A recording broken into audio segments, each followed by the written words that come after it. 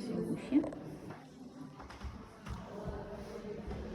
Известный чешский художник, который рисовал афиши, обложки,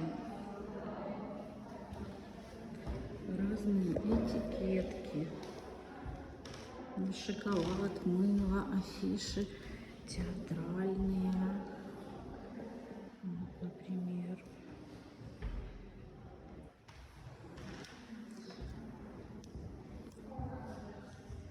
Сара Бернар, мировой тур. Вот такие афиши. Очень красиво. Все это нарисовано.